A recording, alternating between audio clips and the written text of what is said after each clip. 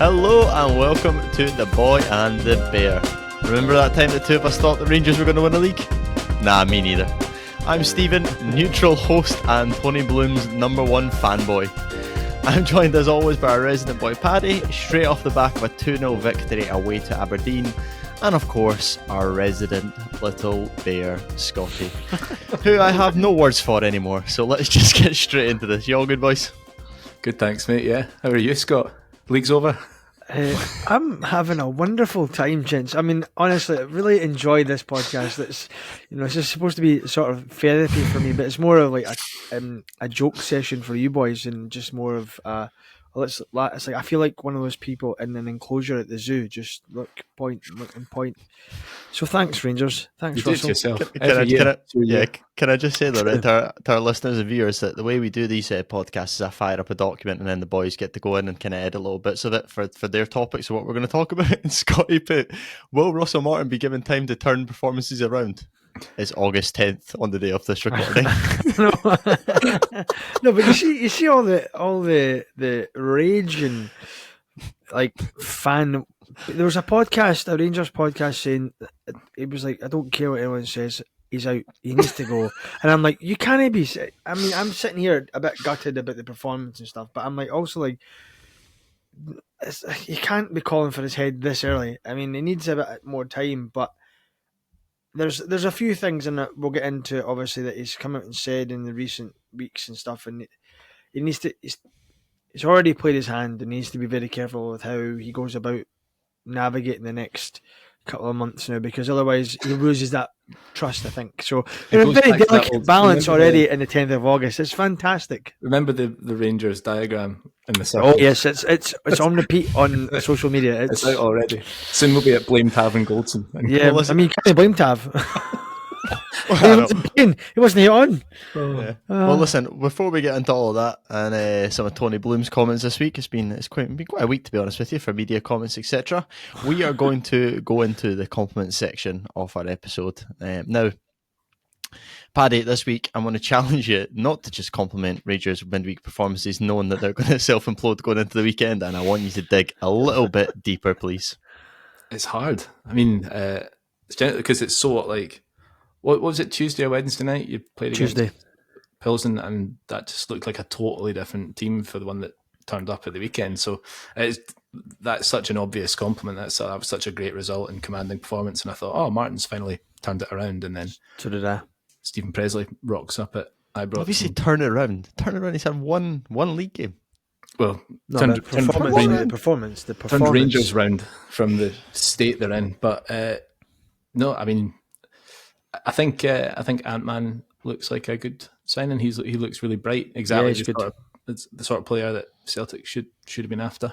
We need a winger. That I feel like he might be a player we end up being quite jealous that you guys have got and we don't. My backup compliment was like, congrats to Rangers for starting their season at Ibrox this season and not Hampden. At least we've worked out that Hampden isn't the issue.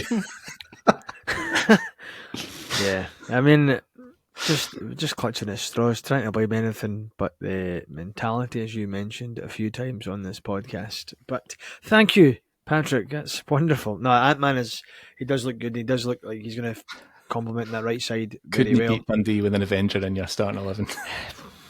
No, we need the Asgardian to come back. Bring the thunder. Scotty, where's it before you give your compliment for Pat? Where's Cherny ended up?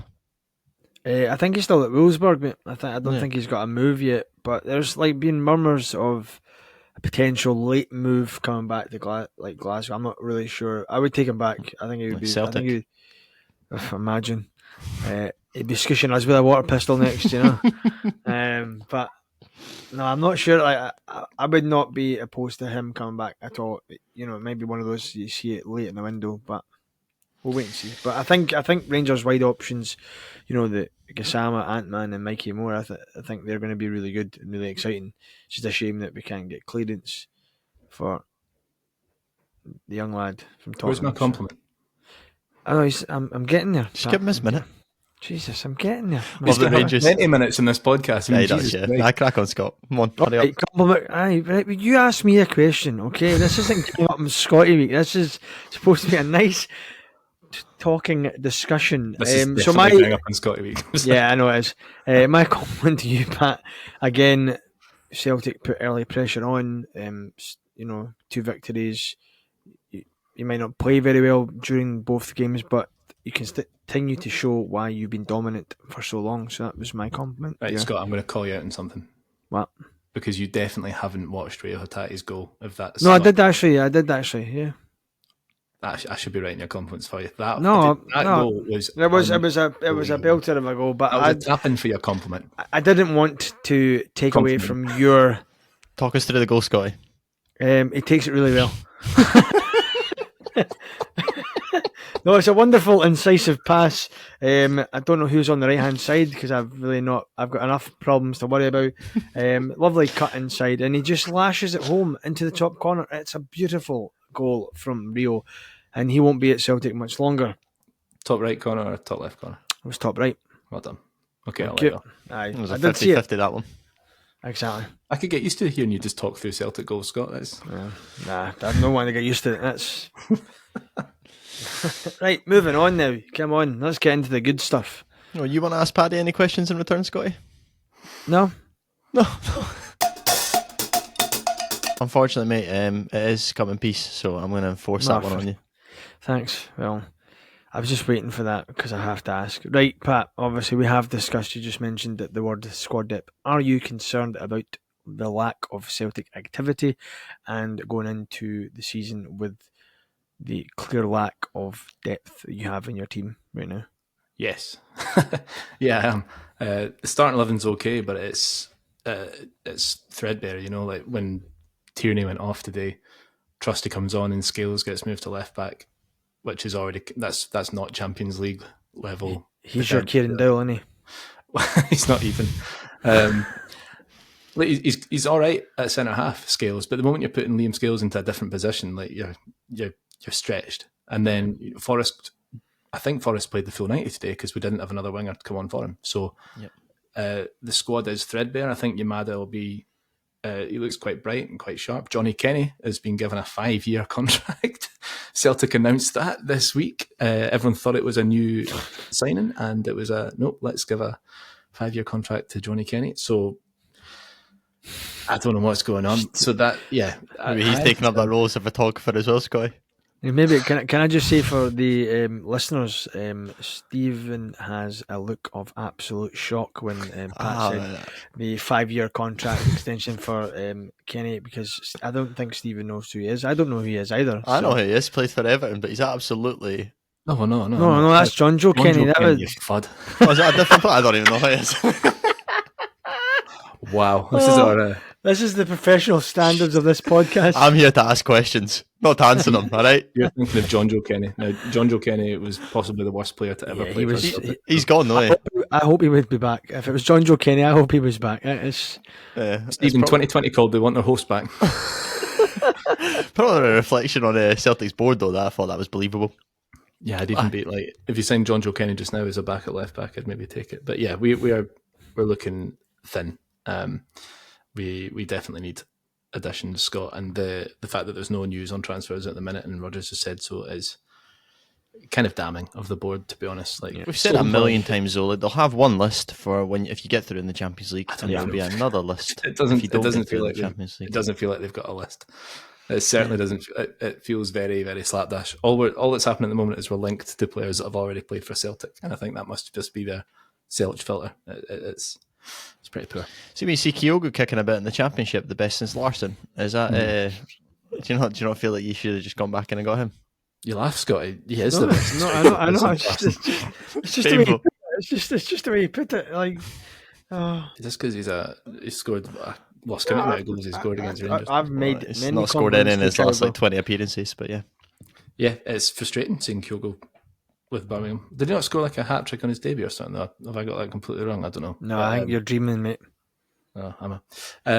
I had a hat trick of shots, but no goals. Yeah, it's really frustrating. You know, we're days away from a massive game, a Champions League playoff, and the squad's weaker than it was this time a year ago. I mean, just going straight into then the performances impact, because I appreciate what Scotty's saying about the depth. Obviously, Tierney got his assist today, which was brilliant. But I mean, what was overall? Because I didn't catch the full game. What was the overall game like in terms of your 1-11? Is it good enough to win league? Does your concern come with the depth actually causing you problems domestically, or are all your eyes on turning up to the Champions League knowing that's going to be nowhere near good enough? My concern is with Europe on my mind, because I think the fans want Celtic to progress in Europe. That's what Rodgers wants Celtic to do. It's what the board told us when they got Rodgers that they wanted to do. And the squad's weaker. We were good in the Champions League last season, and I don't see us hitting those same heights with the squad that we've currently got. We're a couple of injuries away from the squad really, really not looking like an injury to Tierney or Carter Vickers or McGregor. You're really sort of you're really struggling, and Ita's flat into deceive at the moment. It doesn't look like we've got a 20 goal a season striker in there to replace him if he's not on form. So domestically, I think we'll be okay, and I think the result today will calm a lot of people down. Although I did say in the last pod, I don't think Aberdeen are going to be as good this season, and they don't look as good as they did. It just might not be, an exciting season with great football like we had, the first season under Rodgers towards the end, or when Andrew was here and the football we were playing and how electric it was at times. It just doesn't feel like that. It feels a wee bit stale, and I think the squad needs a couple of new faces, a couple of new players in the starting 11 to also give the entire squad a lift, I think, as well. I've asked you this a few times, and I'll continue asking it. Are you bored yet? I'll never be bored supporting Celtic. I think I'm frustrated. I feel a wee bit like the fans' ambition doesn't match up with the board's ambition. I think they're okay with where we are just now, and that it could be perceived as boredom. I'll never be bored going to watch Celtic play. That's one of my favourite things to do since I was a boy. But I do worry that is this going to be as good as it gets? Is this where we are now? And I refuse to accept that it is, because we've shown in the past that we've bought good players, had really good European seasons, and then we never ever kick on. It just goes back to, it's like one step forward, one step back. It's never two. It's not even 2 steps forward, 1 step back. So it's stuck in a cycle a wee bit.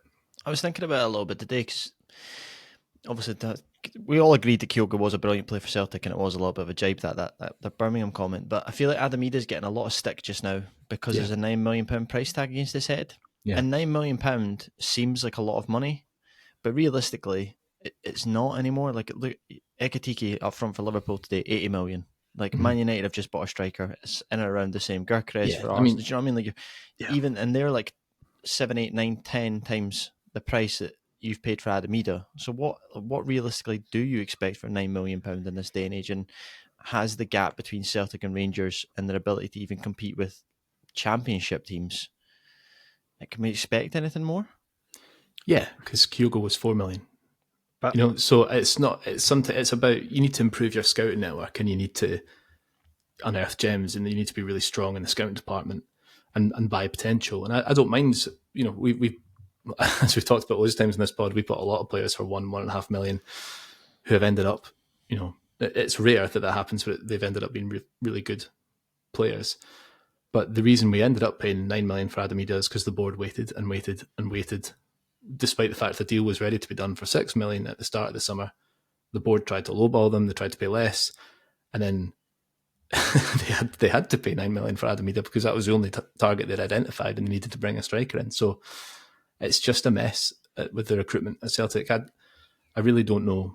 Obviously, the gap is massive between Premier League and Celtic and Rangers, but both clubs have made great signings in the past. Celtic make loads of profit off players. See Frimpong starting for Liverpool today.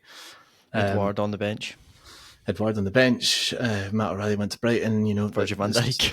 Van Dijk, yeah, that's pretty clear. And so yeah, it's not impossible. Of course, it's harder, but I don't think it's an excuse. And the recruitment strategy at Celtic is definitely a mess at the moment. Yeah, well, back onto the Rangers bandwagon then. Scotty, does that make it even more frustrating for you that Celtic, from a fan's point of view, are that frustrated with the board and you still can't get your house in order? Absolutely. Like this was supposed to be heralded as the new dawn of Rangers. It's been that. We've had a new dawn of Rangers every I know, season. but this was the new, okay, the new dawning of Rangers. Okay, I think there's a lot of excitement with the new owner, and I get it. It's, everything in the club has now changed. The whole club as a whole is changed, and I think it's going to take a lot of time. Apart from the players. Well, yeah, I know The that players have changed this time. no, they have, but I think as well. I suppose you can't really change everybody. I think lots of people wanted wholesale changes, and there's been drips and drabs of that, but I don't think there's been enough for people who were already on the Martin out campaign before the ink had even dried on his contract. I mean, so I think off yesterday. Yep. I think the difficulty is, I think for the problem we've had, and I've said this to you boys before. It's I think the problem is Rangers fans, I think, will accept a project taking time if they can see like progress. I think the problem is we're still seeing the same tepid, slow passing football and not really cutting teams open, not really trying to create chances. It's more like, oh, let's pass the ball for passing's sake and just to get the nice, pretty possession stats. Do you mean? And I think that's the concern. I think that's why there was so much rage yesterday, and the boos and stuff. I think it's because we were promised this aggressive approach to football. On the front foot, aggressive, win the ball back, and it's just slow. And it's the same thing we saw under Beale, under Clement. So I think that's where the frustration comes from, because this was meant to be this new era of Rangers, and it's still the same problems we're having on the field. Okay, off the field, I have to commend the board for acting. Like the signings we've made, the quickness of the signings. We've identified players, we do the checks and stuff, and then but there's no hanging about. It's not like Celtic trying to penny pinch like Go Ahead Eagles, for example. They came out and said that Rangers identified that man, inquired about it. This was a price. They negotiated and we come to an agreement straight off. Whereas you guys have back and forth over. They wanted 6, you gave them $1 million. You know what I mean? Kind of things like that. So it's like I cannot criticise the board for their part. That's obviously completely different. Rangers are operating differently now. Yeah, it's which like is good, reverse, isn't it? Yeah, but on the park, there's still the same problems we've seen for the past 5 years. It's good in Europe, horrible domestic. It's slow, it's tepid. It's like, oh, I've never seen a low block before. How have you not seen a low block before? And then this is from Martin saying, I watched every game last year, and you're thinking, right, well, this is 95% of the games that we play. Exactly. He was in a job for half the year. I know, but I don't know if he watched it all on the plane on the way up or the train. I don't know, but very Beale-like thing to say. Exactly, and I'm glad you said, because I think No. What I'm going to say is I think with his comments last week, criticising the players, coming out and throwing shade at their way, saying that's not acceptable, and then this week getting confused as to why Kieran Dowell, for example, is getting booed. It's like, well, Kieran Dowell hasn't offered anything, and you've turned around saying you've watched every game, but you're giving the players a clean sweep, and Dowell works really hard. He's on the case here. I know, but I think you'll find, Russell. Last week against Motherwell, he actually jogged 1.2 miles per hour to get the ball back. So therefore, your claim that he's a hard worker, he's a good trainer, we're not seeing evidence on that in the field. I think this is where the frustration comes from. And I think, I'm not saying at all Russell Martin needs to go. Not a chance. That would be idiotic, right? He's not going anywhere. The board have made their mind up. There's a butt coming though. There's always a butt coming, right? But I do think that if performances don't improve, people will get on his back even more. And then this lose their jobs. We talk a lot about managers being under pressure on this podcast, and recently, particularly Rangers managers. Although Rodgers came in for that sticky patch, Yeah. Is Russell Martin right now under genuine pressure? Because his substitutions were being booed yesterday. That doesn't happen to a manager that it's all happy-go-lucky. What do you think, Scott? I know you. So I'll let you go, Steve, because I know you're. I was going to say, chomping on it a bit, mate. Yeah, I want to add. There was more question on top of Pat's one. Were they booing the players or were they booing the manager? They were booing the player. They were booing the choice of player coming on. So the manager. Okay, yeah, right, fair dues. I get it. I'm just having nice. Fair play. No, but That's I what the think politicians answer, Scott. I know. I've gotten good at that over the last couple of years. No, I think the issue is like from the board point of view, he's not under any pressure whatsoever, right? So he's not going to. There's no chance of him losing his job unless it's absolutely catastrophic results, right? He's got no chance of losing his job. Is he under pressure from the fans? There's a little bit of pressure building because I think they're fed up of seeing this. Our midfield is. I think that's where the frustration comes from. So, we've got really good wide players. We've got a good centre half in Nasser Jiger. We've got sent off at the weekend, was he? Well, prevents a goal. I'm happy. Take it. Sergio Ramos made a career out of it. Okay, one of the best centre halves all time made a career of taking people out. Love it. Anyway, so I do think though the problem is the midfield. I think people are getting frustrated at Russell Martin for the continuation of the midfield. It's not. There's an imbalance and it's not working. We're not getting forward enough. We're not creating enough chances, and I think that's where the frustration from the manager, from the fans is, and then obviously he plays Kieran Dowell, and we've seen Kieran Dowell for the last 2 years, and yeah, he's a nice footballer, he's a nice guy, all these lovely things said about him. All roads lead back to Dowell with you, eh? Absolutely, but no, I'm just meaning like I honestly don't know. Like, no, but I'm not. I don't. What I'm trying to say is like for me, he's not Rangers class, or he's not Rangers quality. He doesn't offer enough. He's a nice footballer for someone else, not for Rangers, okay? He doesn't. What does it?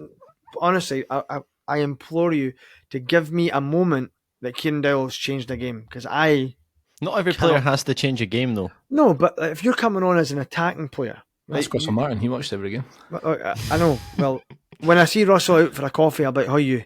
What's the deal?" But do you mean? I think that's the problem. We're told how good of a trainer this guy is, and then you watch him last week against Motherwell, and he doesn't defend well. He doesn't track his run. He just slows down, and then that allows the guy to glide forward, cut in, and score. Do you mean it's like the last, like for example, like you take Maeda for example. He wouldn't do that for Celtic. He would run. Do you mean? And he would defend, even though he's played 90 minutes. He would run to the very last. And if Kieran Dowell did that, I don't think he would have such anger towards him. But I think this thing is like, when you listen to him speak about, it's not really a disaster, it's like, but it is for the fans. Yeah. And I think there's all these wee nuances that go to add to the frustration of this player. So I believe that's why he's kind of the whipping boy. You're listening to the Kieran Dowell podcast. It's a therapy session about how much pain and suffering Kieran Dowell causes the Rangers fans. But I think Martin's fine in terms of the board, but from the fans, he's going to have to do something. He's going to have to change a little bit in the midfield to try and get a more attacking output from the players. I know we scored 3 goals midweek, but that's because the team came forward and pressed us and allowed our pacey wingers to get in behind, right? I've got a horrible feeling that your first win of the season is going to come against us. If that is the case, I'll be, woo, Russell Martin, we love you. Kieran Dowell is Ballon d'Or material if he scores, you know. I'm only joking, I'll never say that. And Celtic will still be top of the league. I will. Or Hearts. It's all right. Or Hearts. We'll get to that. Don't worry.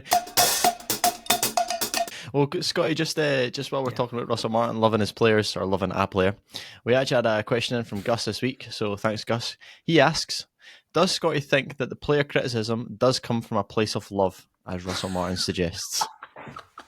Gus, that's a wonderful way of putting it. It's just basically saying we're horrible people. Well, apparently your manager said that. No, that's what Russell Martin said, Scott. He said it comes from a place of love. He loves them already.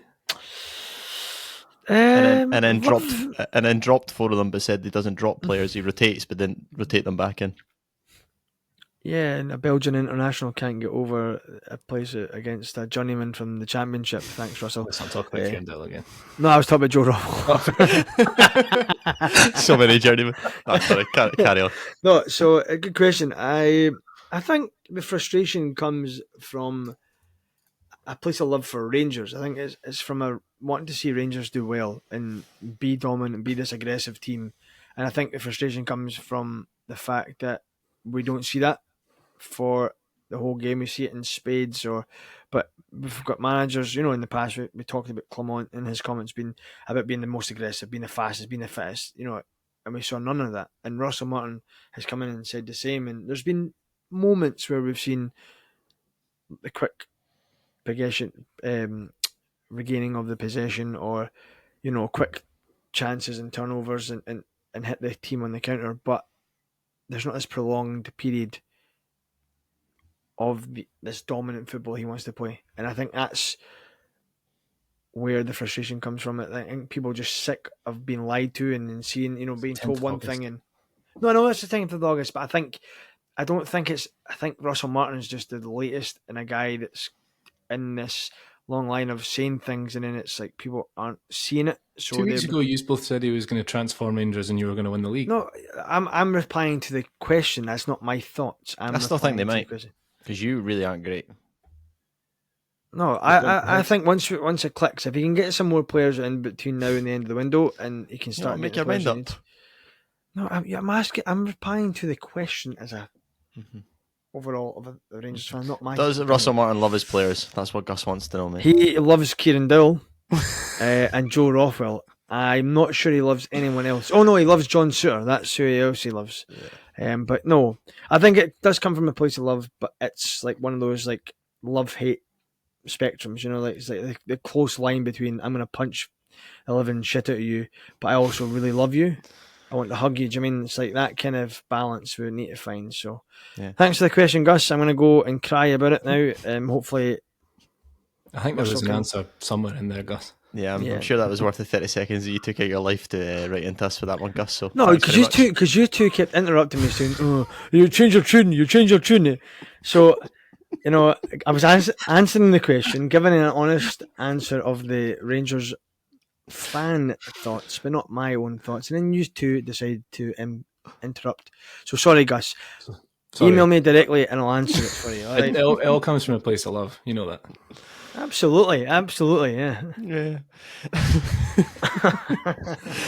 Well, moving back on to Celtic and centre midfielders that aren't Kieran Dowell or journeyman from the Championship, as Scott put it.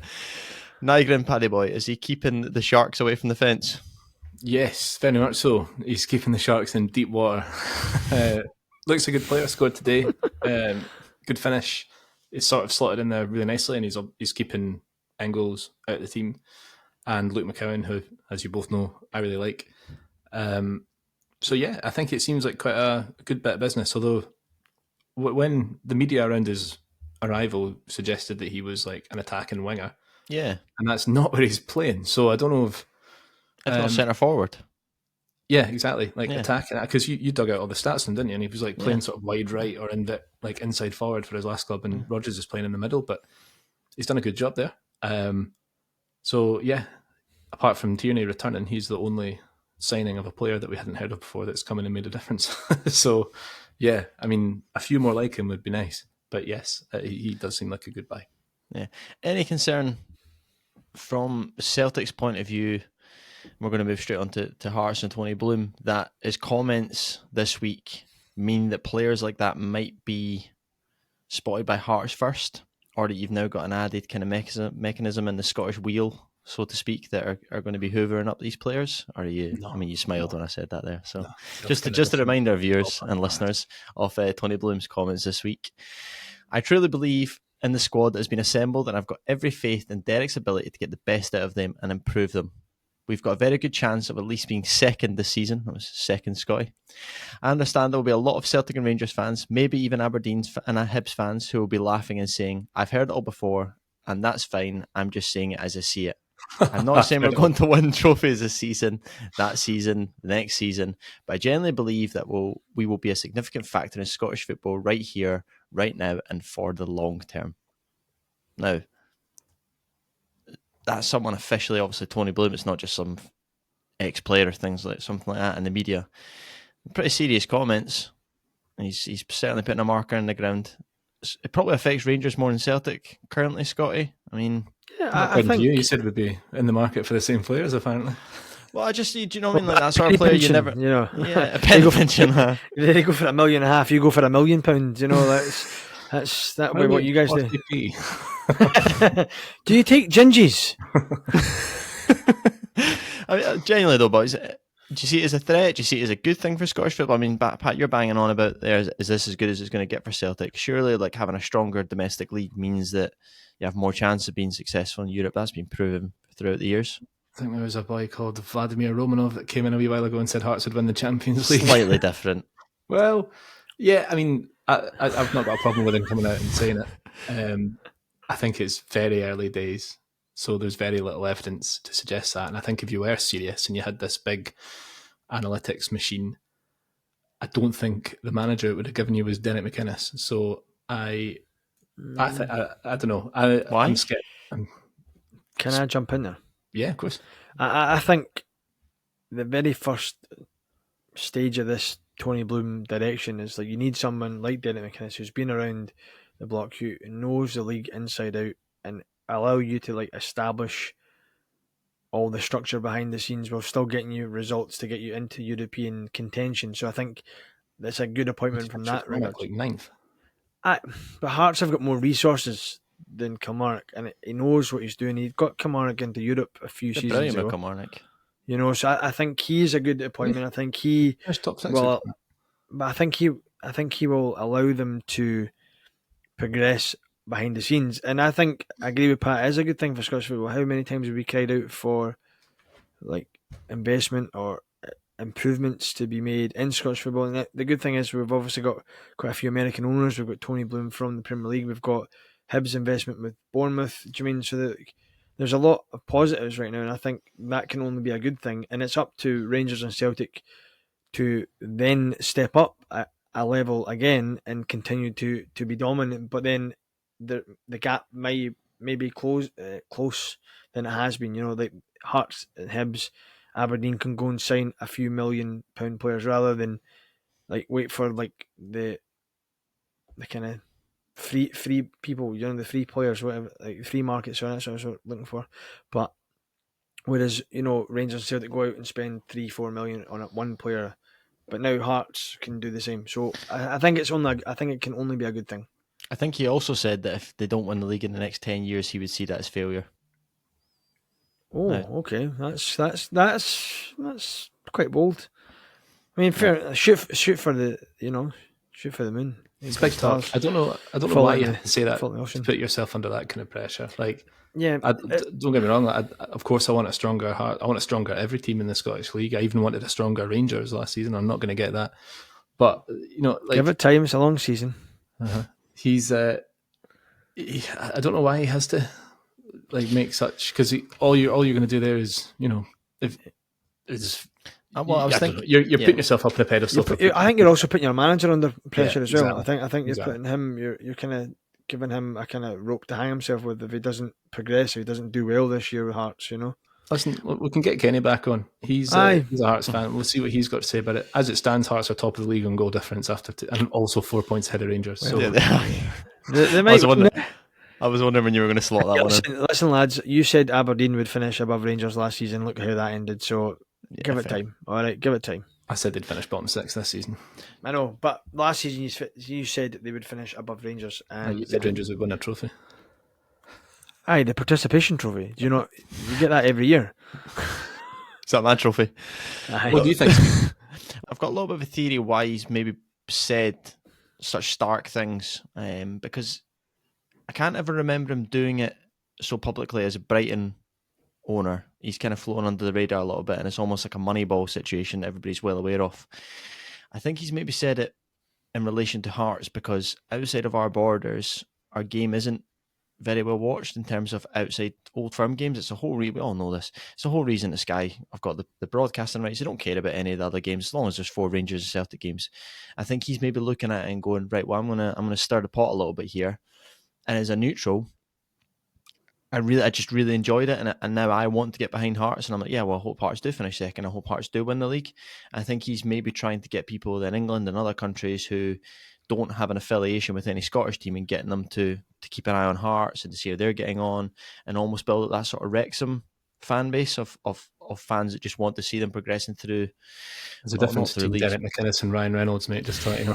Yeah, but I get that, but it's not Derek McInnes. I mean, if you look at the manager of Wrexham and stuff, do you know what I mean? You can draw parallels to it. It's the Gorgie Deadpool. I think there's a lot of interesting points to it, and I don't think it's out of the question. I really don't think it's out of the question that he can split the Old Firm. I'm not sure about winning the league in 10 years, but it's all about if they do bring through players and the players are worth 6-7 million, will Rangers and Celtic go back in for them in terms of restirring that Scottish market where you're actually buying from Scottish clubs again?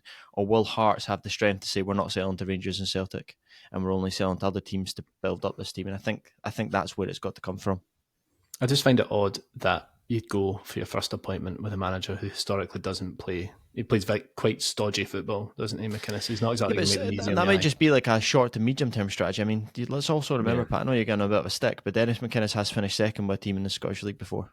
Now, you can say Rangers weren't there, but he finished second. So, and he made sure that Aberdeen were there every season. So it's certainly a good platform to build from. That was 10 years ago, but yeah. But I think it does that. I think it allows them time to build the structure behind the scenes where they've got an experienced manager at the helm who can get them up the league, secure them European football each season, finish third, fourth, allow them to build a bit more of a nest egg in terms of the cash, and then that allow the Tony Bloom. He said no to Rangers, didn't he? And he said yes to Hearts, so maybe he'll be the Rangers manager after Russell Martin goes. Maybe.